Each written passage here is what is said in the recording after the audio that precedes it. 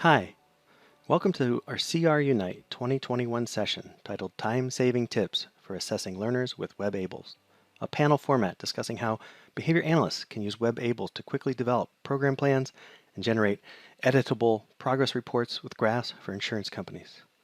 My name is David Stevens, and I'm the Senior Director of the Central Reach Institute. I have the pleasure today of speaking with a couple of my Central Reach colleagues, including Dr. Jim Partington and Kristen Smith. Dr. Jim is the author and creator of the ABLLS R assessment and WebABLLS assessment app, as well as the co-author of the AFLs. Kristen, a BCBA, works on our clinical programming team as a lead instructional designer who has extensive experience in assessment, including incorporating the ABLLS R into her treatment plans. Today, as the title suggests, we're going to discuss some commonly asked questions about using the ABLLS R. We didn't have a lot of time, and there was a lot of content to cover, so we jumped right into it. I hope you will find the content helpful and enjoy the conversation as much as I did. Without further ado, here we go.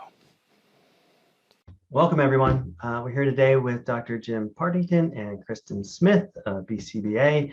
We're going to be talking about tips and tricks of using the ABLLS R to assess and develop reports that you can use with your insurance companies or in educational settings in the IEP meeting. So we got a full packed schedule here today, so we'll just jump in.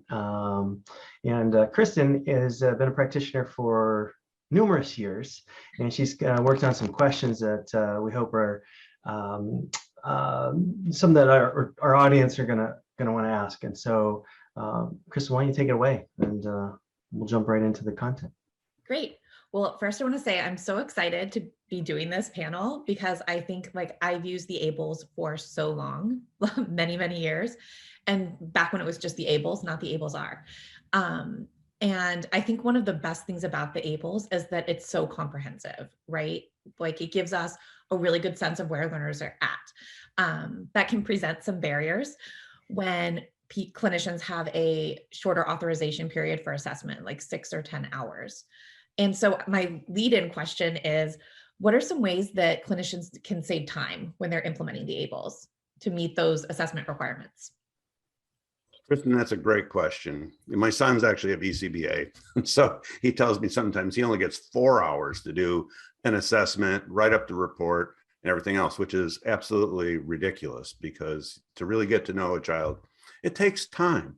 Unfortunately, insurance companies these days are actually putting demands on people that are trying to save money, of course, and that results sometimes in practices which just aren't ideal sometimes for the client's best interest.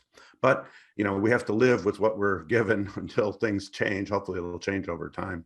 People realize we need more, but even if it doesn't, what we have to do is kind of take a look at how we do this assessment process. How do we get it done quickly, efficiently? You start asking some question. Well, what's this child like? How old is he? Is he talking? Is he not talking? Has he got any behavior problems? So you just start asking some simple questions like that. And then you accept the client in if it's within your realm of competence to work with that client. And then you start doing more assessment. Now, I've always felt that the main emphasis of any good program has to involve the caretakers, the parents or the teachers who are working with the child. So right away, not only do you have that intake information that's given to you or that you request and get that information, but also you have these other people who already know the child. And so what you want to do is try to get as much information out of them as quickly as possible. And so again, if this is an initial assessment, that's different than an updating an assessment. Updating assessment's an entirely different ballgame because you already know the client. But that initial assessment, you want to get as much information, before you start trying to actually do a full assessment on a child. Okay. So where do you get that information? Get it from the parents, the teachers, maybe make a phone call to a speech and language pathologist.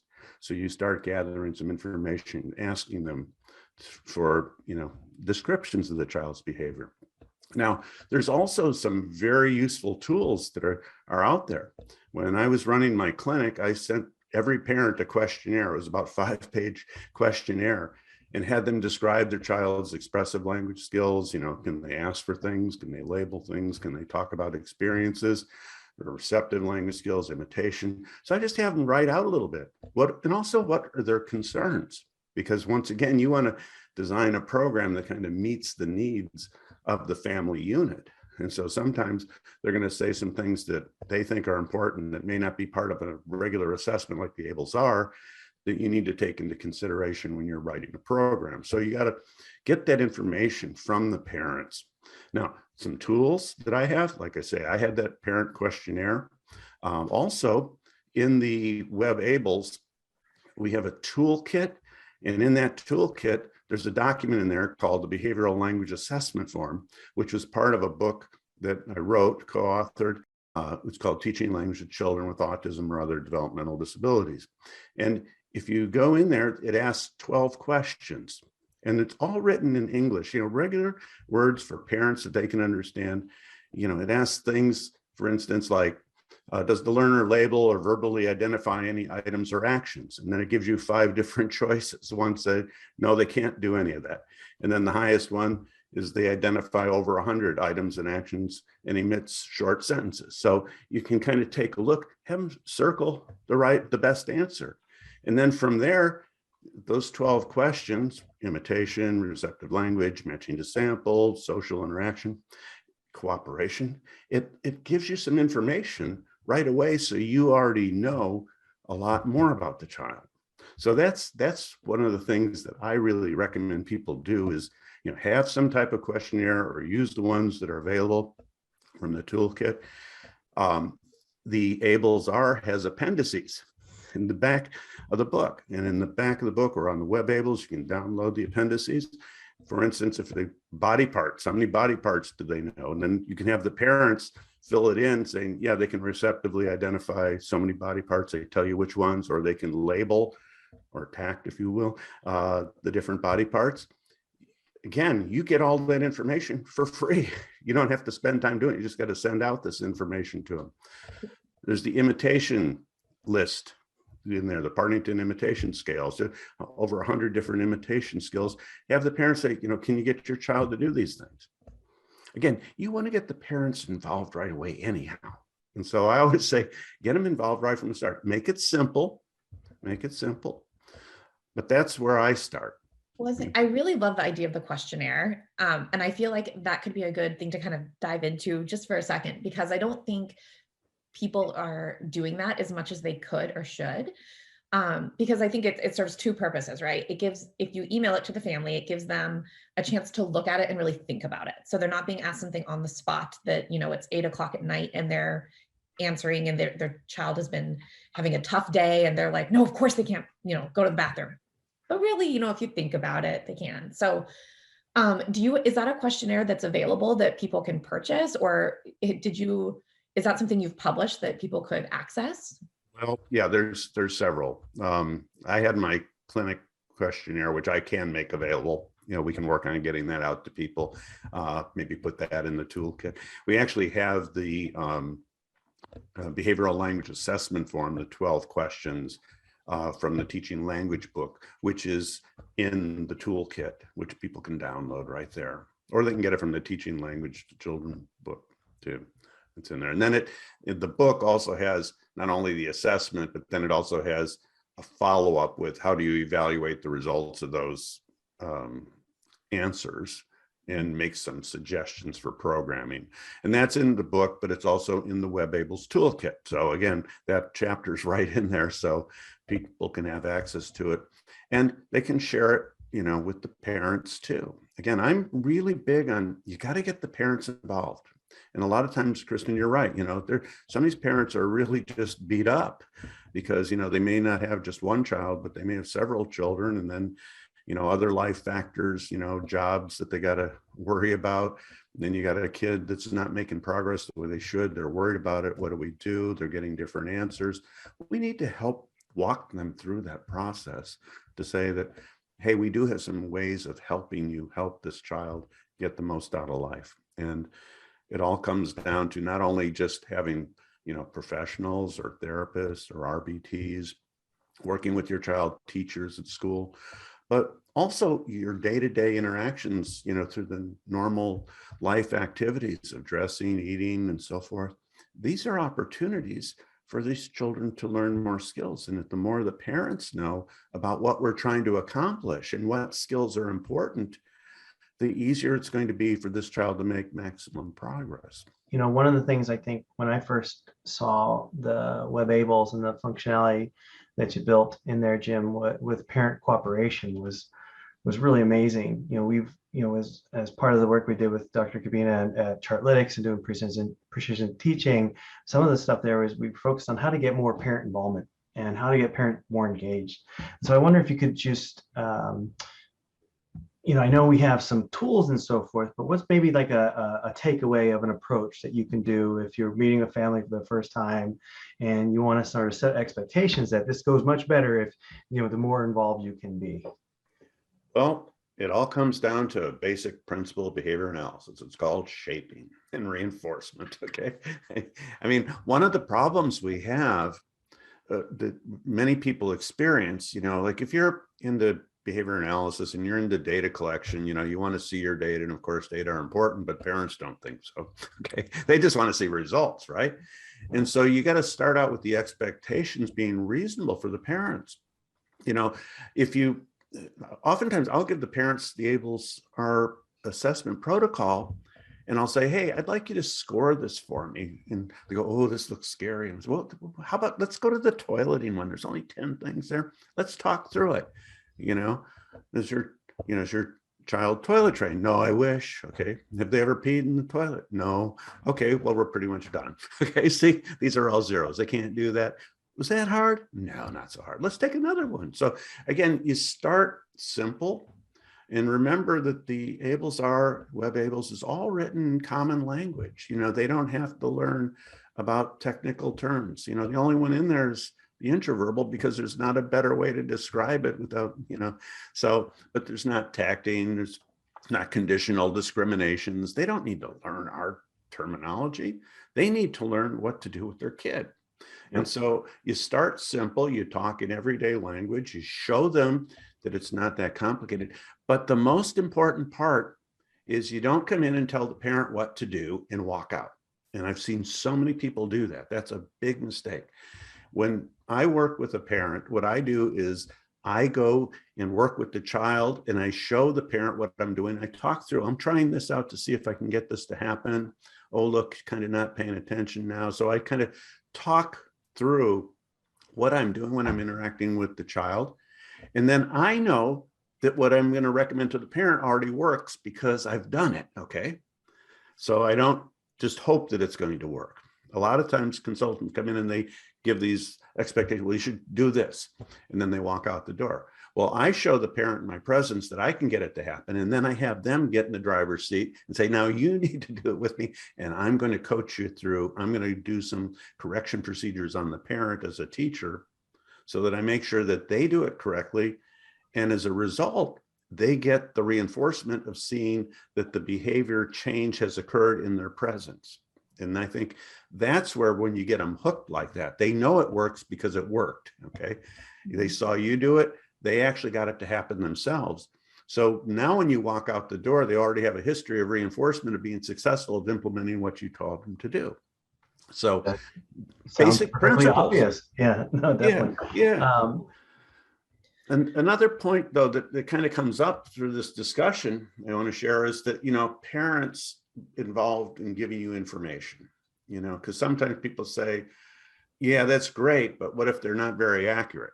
Okay, well, that happens. You know, sometimes parents think a child has a skill that they don't have really well developed, and they say they do, but they don't realize that it's really actually still a very weak skill. And so, and sometimes they don't know that the child has a particular skill. So when you're involving parents or other people who are providing you with information, you know, it's always critical for you to kind of do a little reliability check, you know.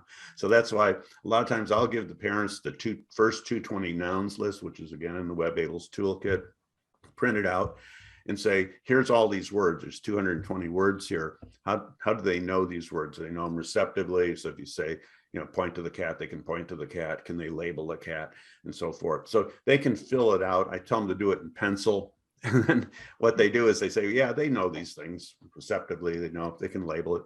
And then what I'll do is I say, okay, let me see. Then I'll maybe probe a couple of items. I'll show child a picture of a cat and say, what is it? And if he says cat, and we're good to go. They're probably pretty accurate. And if he doesn't, then I don't know if he doesn't know it or if it's a cooperation issue. Again, that's another issue that I think we should probably be discussing a little bit, because I think, Kristen, you've probably had this experience before too, where the kid knows something, but he just wasn't going to show it to you, right? Yeah. Or where it's under very restricted stimulus control, right? Like they do it with the parent, but it's in a very particular way, in a very particular context. To collect CEUs for this session, you will need to enter 3 secret words into the attendance verification. Secret word number 1, book. Mm-hmm. Yeah. And so that's why it's really important, that we kind of differentiate. Does the child actually have the skill, or does he not have it, or is he just not demonstrating it to me?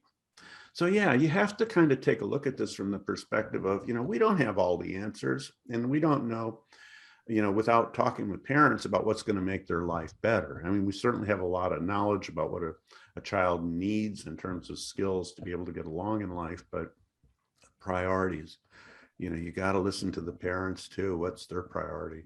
And sometimes it's a little misguided. Sometimes they really want them to just start to be reading words, and you're going like, they can't even tell you that this is a cup, so how far are we going to get with that? So sometimes you have to kind of negotiate a little bit with that and say, I see that's important, and you're right, we can work on that a little bit later, but for right now, we got to start with these easier tasks. And once we get the momentum going, then we can start going into those other more difficult to teach tasks. So, but yeah, working with families is critical, and it's not your kid, it's their kid, right? And so you get to go home. Yeah. Yeah. I think one thing that you've said throughout our discussion is using those tools and resources that are available to you to alleviate the burden of doing this with the family, right? Like if people are doing a questionnaire ahead of time, they can sit with the family and have the family answer verbally after, they've looked at them, or the family could even record it on an app on their phone and send it as a text message. There's so many different ways that we can use the different resources available to us. And that toolkit in the WebABLLS that was previously showed, like, I just think that that's so key, especially it's 2021, there's so many things we can incorporate into how we're doing this to make sure the family is engaging in a way that they're comfortable with and that is not too much for them. Yeah, even in the toolkit, there's the quick tips, which are short sheets about how you shape behavior, what reinforcement is, and so forth. There's videos in there. You can actually take some of my webinars. It's right there. So if you want the parent to watch it and see, how to teach different language skills, they can just watch the video, late at night, for instance, if they want, in bed, on their iPad, Yeah. whatever works. And That's actually, I wanted to jump in there because we've been talking with the BHCOE, and they've recently released an outcomes framework, but and it really starts off as like, here's how you should do assessment, and the various tools, like you mentioned, that are out there for parent engagement and so forth, and getting some data that way. But one of the things they constantly stress in that framework is only assess those things you have concerns with. This is where I get annoyed sometimes when people say, well, it takes so long to do the assessment because you got to ask them 544 questions. And I go, that's not how you do it.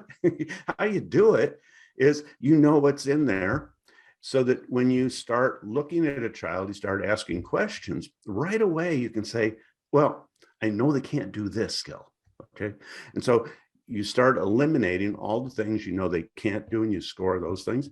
And then you also start to know, oh, well, they can do these things. Okay, so now I can score those. And then you're left with the smaller subset of things that you actually have to assess. So there's so many materials for that kind of like that pre-assessment phase where you're starting to get ready and you're going to plan your actual assessment. So, the scenario I'm thinking about is, we have a new learner came off the wait list. We have a freed up BCBA and an RBT that can start working with the family and the learner.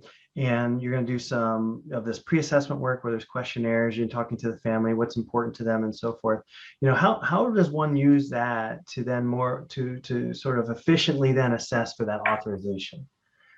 Yeah, well, once you gather as much information as you can ahead of time. So when you walk in, what you're kind of looking for. What you already know they can and can't do from what they've. So you're crossing off big sections. I'm not even going to go there. Yeah.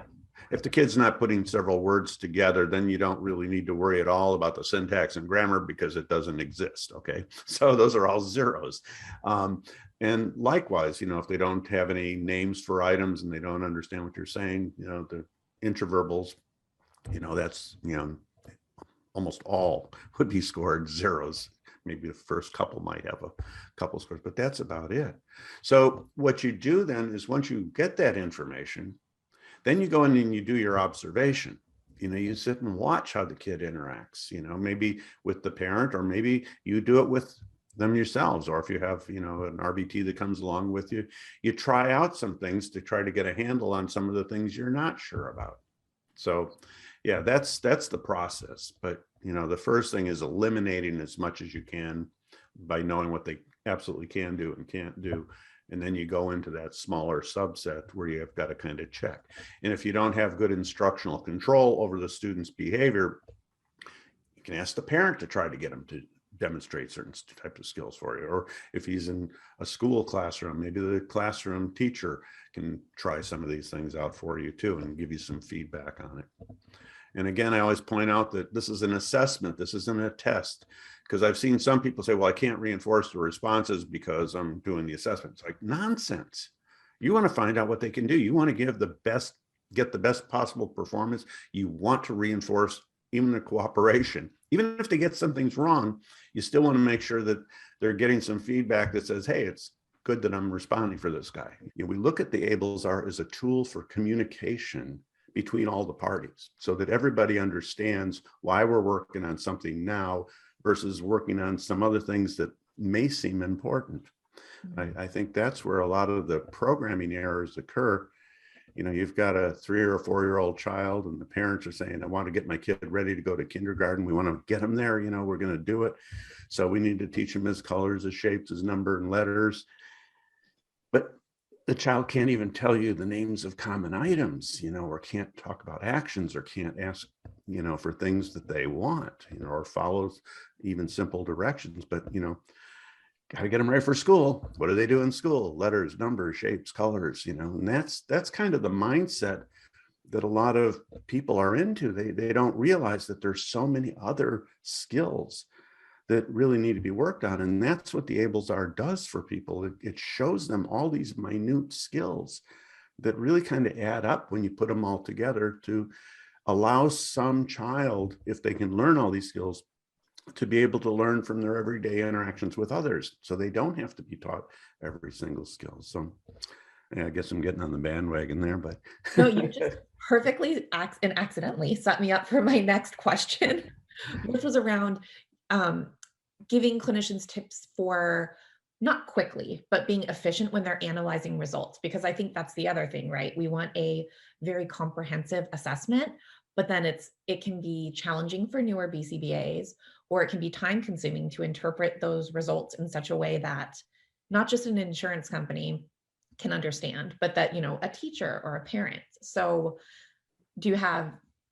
let's discuss that. Oh yeah, that could be a full couple of hours. I could be able to do training. I do that actually. I actually give a whole analyzing the ABLLS and then coming up with programs, how you make decisions on what to do. There's a lot that you need to know about child development for one, and you need to know about what's important, kind of behaviors to acquire now, which kind of open the door for other skills to be acquired. And I think that's where, in the ABLLS, in the guidebook, I actually have 2 different profiles in the back, which go into great discussion about if you have a child with these kind of skill sets, here's some of the objectives, here's why these are important, and here's the objectives that I would pick for that. One for a very early learner and one for a more advanced learner. So it kind of helps, clinicians learn how to, actually do good programming. But again, a lot of people haven't really been trained in programming very well. That's part of the problem. There's so much to learn about behavior analysis to get certified, but then there's so much more to learn about educational techniques in terms of how you scaffold these skills, from the simpler ones to the more complex ones, and how you intertwine the different skills. It's not just you teach a skill here, teach a skill, but you got to really put these skills all together. So as far as, how to do that, it depends on the learner. If you've got a learner who doesn't have many skills, let's say that they're not talking and they're not asking for anything, they're not imitating, they don't understand what you're saying to them when you talk to them, you've got a lot to work on right there. I mean, that's part of it. You got to get the language going, because with autism, which is what most people are working with these days, there are other disabilities too, but you're talking about individuals who have language delays and deficits, and that we need to work on right away. Because if we don't teach the language skills, you're not going to get much in the way of social interaction. I will point out, though, that one of the biggest errors I see people making is giving up on teaching imitation skills to kids way too early. We learn by watching what other people are doing, by developing a strong imitative repertoire. What you get is more focused and sustained attention. And you also get the ability then to be able to learn from watching how other people are doing things. So, with an early learner, that's where your emphasis is. Now, if it's a more advanced learner, let's say they do have some vocabulary, let's say they do have 100 items or so that they can both receptively identify and label and whatnot, then you have to take a look at, well, we've got to keep expanding out their ability to label different items and, receptively discriminate, follow directions, if you will, to demonstrate their knowledge of those same concepts, if you will. And then you take a look and say, well, if they've got strong receptive and they've got strong labeling skills, then we can start to work on the intraverbals. And again, that's one of the issues that many people screw up right away, is they say just because there's intraverbals, we need to teach intraverbals. Well, if you don't have a strong core vocabulary, both receptively and labeling wise, you're just going to be teaching some rote answers to verbal stimuli, and that doesn't get the kid very far. Except for what's your name, how old are you, that's fine. But when it gets to the more important issues, talking about things in their absence, if they don't have strong labeling skills, strong receptive skills, you're not going to go very far. So I think those are kind of some of the general rules. Like I say, I could spend days talking. I actually do a full workshop, all day workshop on this process. Maybe we'll do one of these another time. We'll come back and I'll show you some of that. So. Well, just to jump in there, you said something interesting about how the developing programming and writing the goals and things like that. That's something that Kristen and I and her team, we've spoke a lot about instructional design and how it's not taught. In fact, we did a webinar recently where I think it was very well attended, Kristen, where you talked about some elements of instructional design. So just to feedback what you said there around analyzing the data, it seems very dependent on the learner and where they are. And there's tools in the ABLLS, our protocol guide, and how to evaluate the score sheet and all that stuff, which is a manual process if you're doing on paper. And you then have to take it to, which is, I think, the next part of what we wanted to chat about, was like actually developing a program template, if you will, or a treatment plan or an IEP plan from the analyzed data. Yeah, and I think that's where, tools, again, we need tools, don't we? I said we have questionnaires to get our assessment, but one of the tools that I've developed for many years has been the WebABLLS, which is a critical tool for expediting the assessment process, as well as far as developing IEPs that are appropriate for an individual and generating reports. And so it's a very useful tool. And I guess what I'd like to do now perhaps is to, show you a little bit about how the WebABLLS works, so you can kind of get a better feel for it. I'll just give you, a little demonstration to kind of get you started, if that works. I think that'd be great. That sound good? Yeah. Okay, let's do it. One of the things that I'd like to point out to you before I show you how easy it is to develop an IEP worksheet for a student is that the WebABLLS is available both in English and in Spanish, so it's easily translated if you have Spanish-speaking population. Now, in order to generate a report, the first thing I have to do is enter the data into the WebABLLS, and then I click on this total grid view, which is what you're seeing up here in the upper left. And what that does is it allows me then to take a look at the data that has been entered. Now the screen's a little big, so I scroll down to the bottom. Once I've got the data in there, it's real easy for me, if I want to, check to see what some skill is. If I can't remember, I can just mouse over and it'll pop up and say, imitation, discriminating static and kinetic motor movements. And if I want to, I can easily go here and see what the criteria are. And I can also watch a quick little video. Can you do this? Can you do this? Can you do this?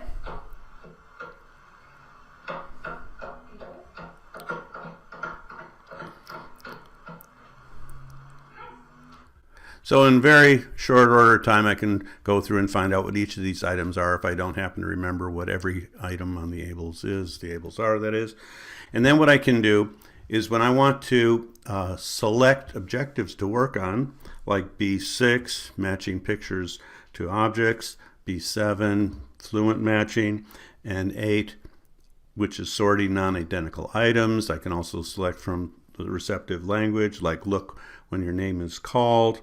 Also do an enjoyable activity out of context, give a non-reinforcing object, and also select one of 2 common objects. Okay, so I can pick some of those as objectives that I want to work on. I'll also pick some from the imitation section, imitations with objects, imitation with discrimination. Also, I'll pick some leg and foot imitations, as well as with this child, gross motor in a mirror.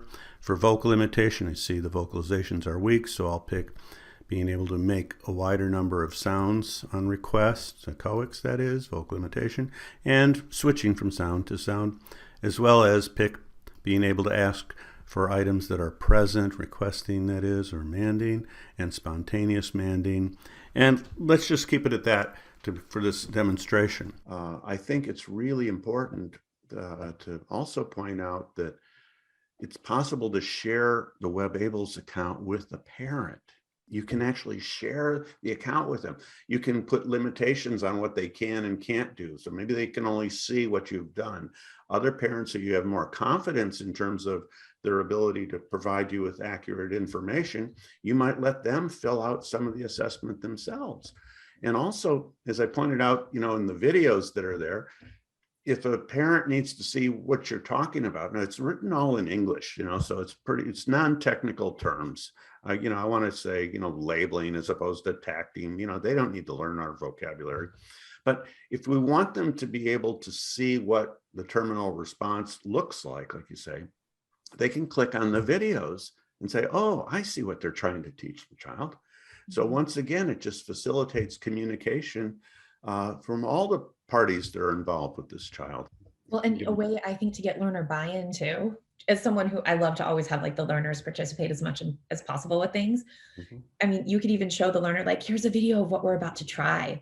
And then they could even click the boxes depending on how many criteria they've completed or color them in if they're doing paper, like my old school paper copy.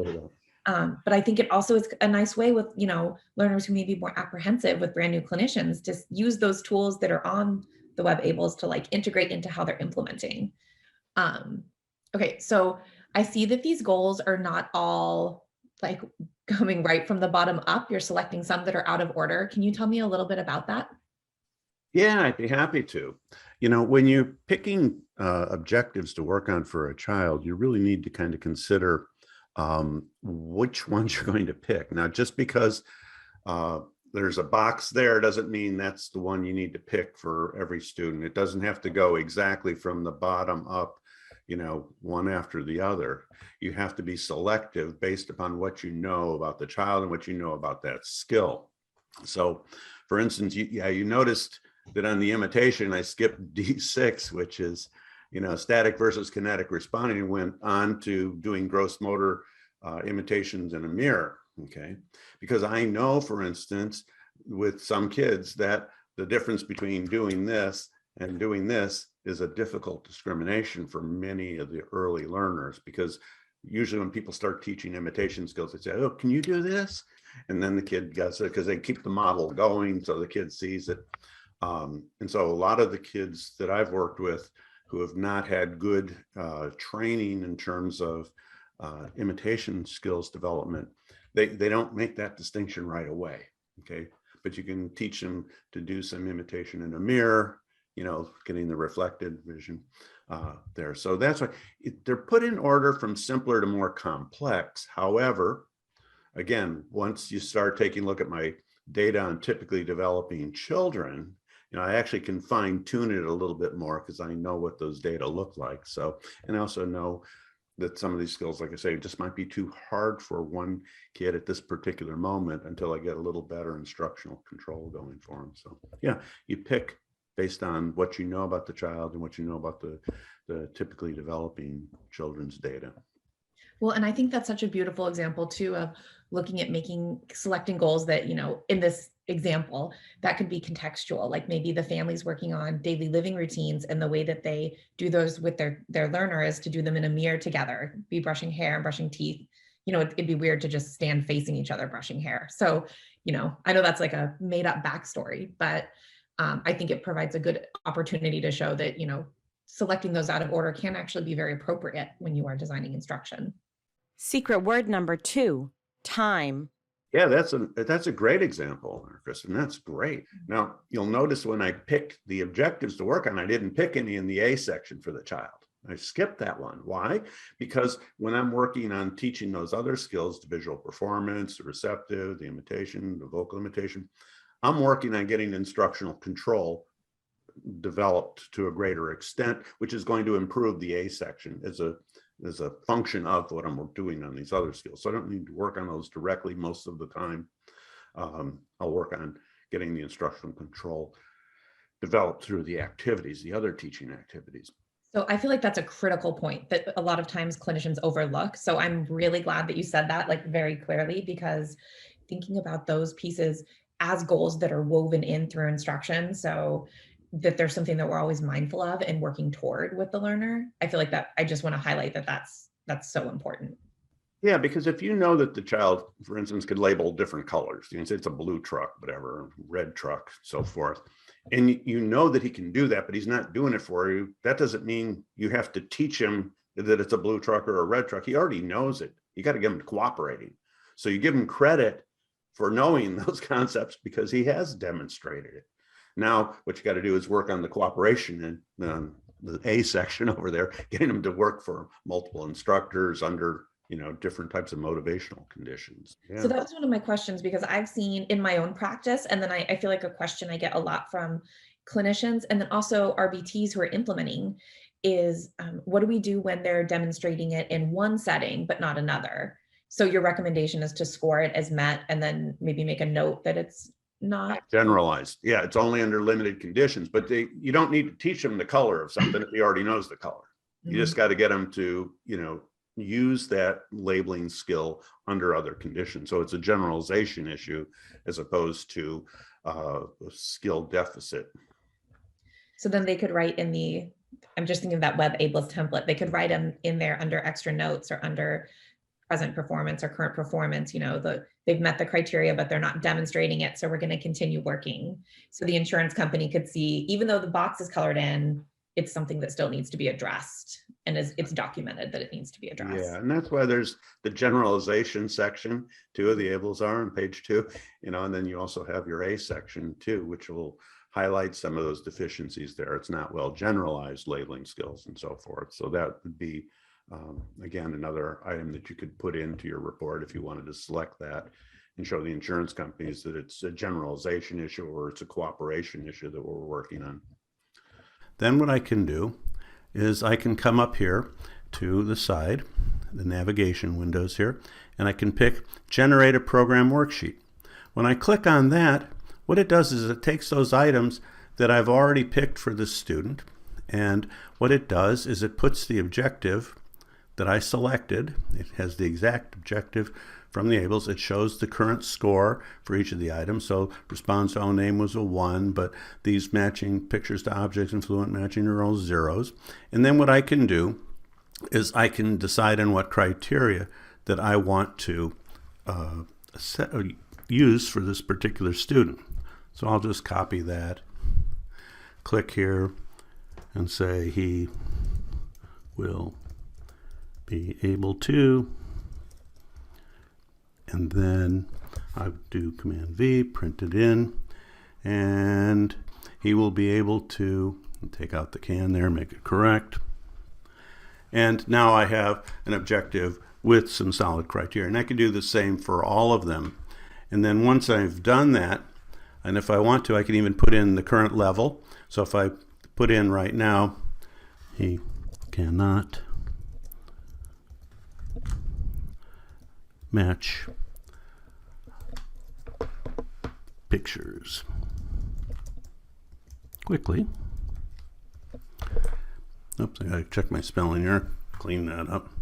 But the idea here is if I put that in now, then what I can do is when it comes time for a progress report, that will be showing up as the previous level and so forth. So anyhow, this is how I can make a quick IEP. I've got it all done, and then I come here to save it. And basically I'm done with his IEP. So it's really that quick. If you know what the items are, you know where to put the emphasis, it goes that quickly. So I actually think that the way that these goals are written out is probably the most amazing time-saving part of the WebABLLS, because in my experience, writing treatment goals, now insurance companies in particular and school districts want you to show your terminal goal and your current progress. So to me, this format is beautiful in the amount of time it will save people to go through and just, you can already see the graph of how the learner is performing right now, and you can add in extra details, if you need to. But I feel like that's such a time-saving feature of the WebABLLS that I wish had been around when I used to implement it all the time. Yeah, I remember the days when some of my staff that worked for me, it would take them a day to write a report, and it's like, that's a long time. I'm paying you a lot of money to write this report. So I was like the insurance company. I was the boss, it's coming out of my pocket. And it's like, wow, if you can do this where you just punch which ones you want to work on, it puts the child's name in there, and it does it automatically. All you have to do is cut and paste the criteria, and then you print it out. You can print it out to PDF and send it off to whomever needs to see it. So, yeah. Now, another feature of the ABLLS that I want to show you has to do with taking a look at and adding analytics so that you can have some reports for your insurance companies. So let's just say that today I want to do an analysis of the child's scores. What I do is I'll click the assessment, and I can actually click multiple assessments to have comparisons if I want to. I'm going to select it. It says here he's 2 years, 6 months of age. Okay, that's great. Now what I'm going to do here is click, I want a table analysis so I can see it in tabular form. And then I can pick what I want to show. I can show the total ABLLS score, or I can pick just the basic language and learning skills, self-help, academic, motor skills, and so forth. So for this one, what I'm going to do is I'm going to pick the total ABLLS scores. And what that does, you'll see here, is it then selects all the different categories or repertoires that are in the ABLLS, and we're going to get some data on it for us here. So what I'm going to do now is say, do I want normative data? All right.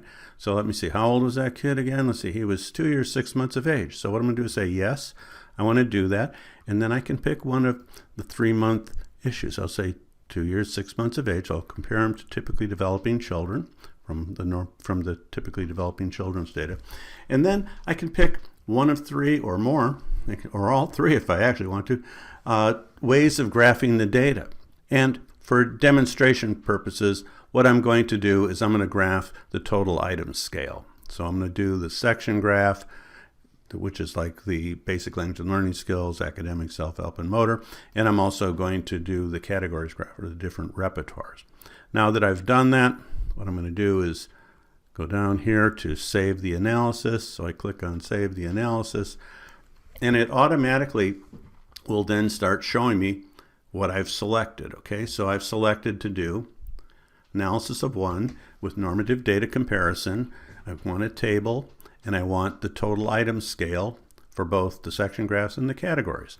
So if I go to look at the table analysis of a single assessment, what it actually does is it'll show me a wide range of information. Like the ABLLS has 544 items.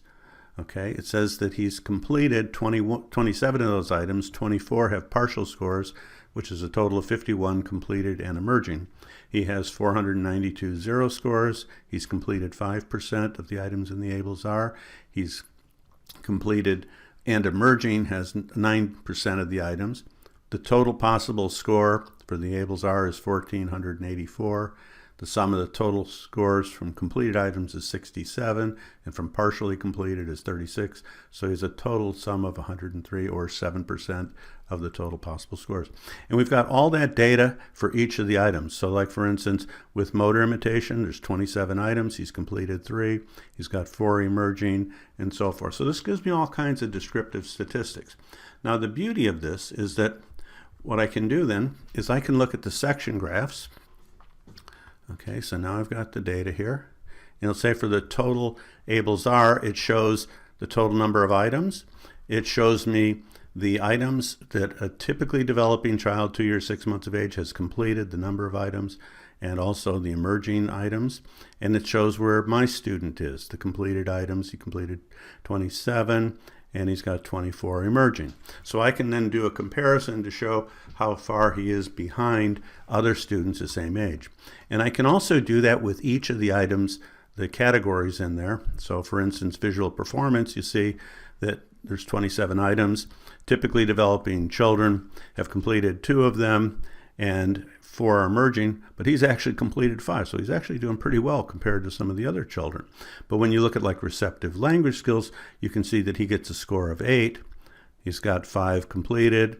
He's got 3 emerging, whereas typically developing children have 18 completed, and they've got 13 that are emerging. So you can do this for all of the different repertoires that you're interested in. So it shows it to you really quickly.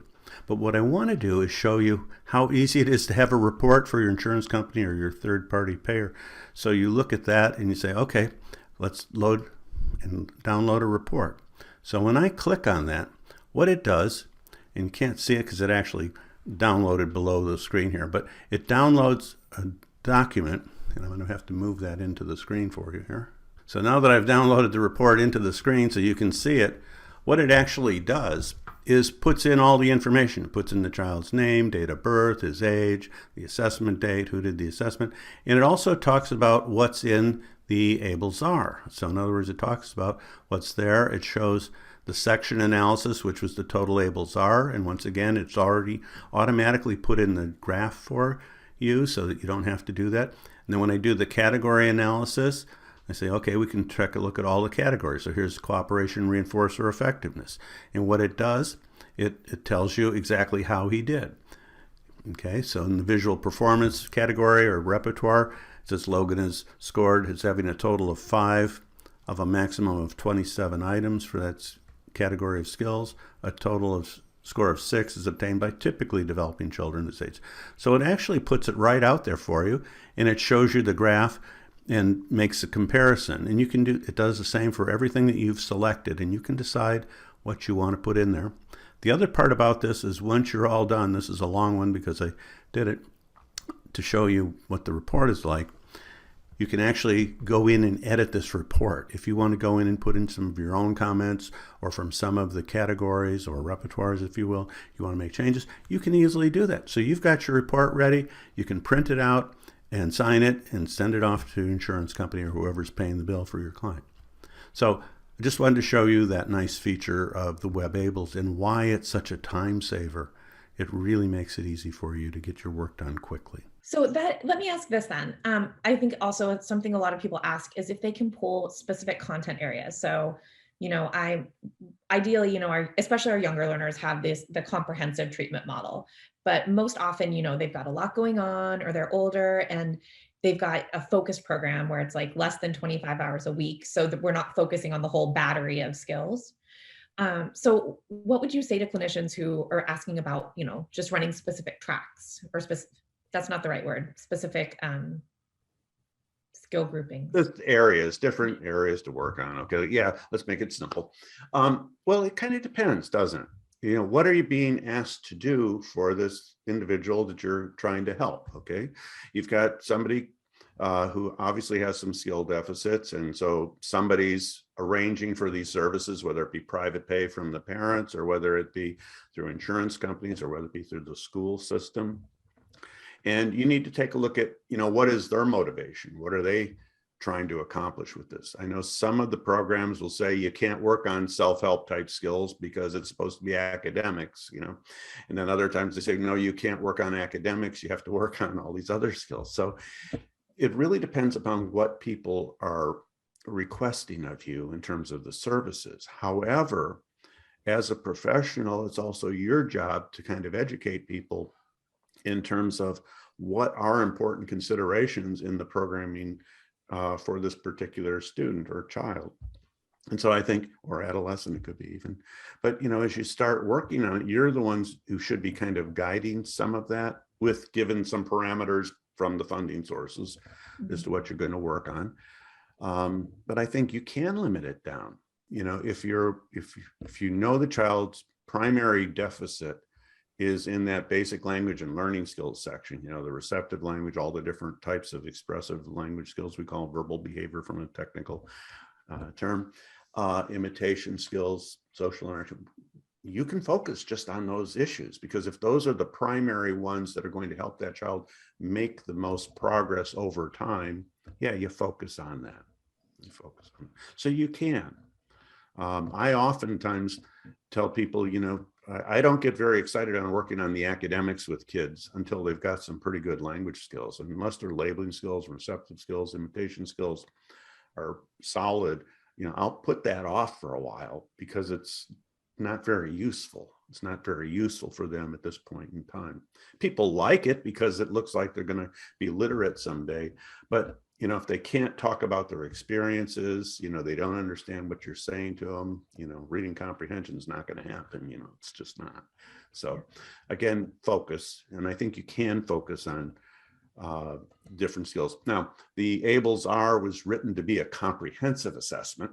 So not only the basic language and learning skills, which are the learning to learn type of skills that you need so that they learn from their everyday interactions with others, but it also has the academic, self-help, and motor, because you want to have a comprehensive assessment. Because, if a kid can interact with others, has the language skills, and has the desire, if you will, the motivation to interact with his peers, but he can't keep up with them out on the playground and do what they're doing, then he's not going to get very far in terms of further development of social interaction skills with them. So that's actually the first area that I thought about when you were talking about imitation, because I don't know who's been on a playground lately, but those kids they just do their own thing. All the kids, they just run in every direction, but their games change and iterate so much that they really need such a strong imitation background to just keep up. Like, I'm watching them and I'm like, what's happening? Why are they all running in that direction now? But they see each other and imitate, and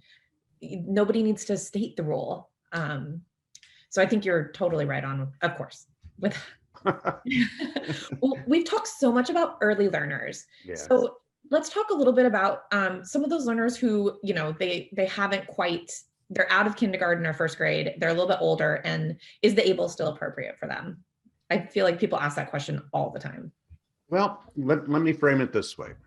The ABLLS-R, the basic language and learner skills section, the self-help and the motor skills, are all basically mastered by all typically developing kids by the time they're 4 or 5. Now, the academic goes a little bit longer, because again, you're talking about why you go to school. It's not just kindergarten readiness.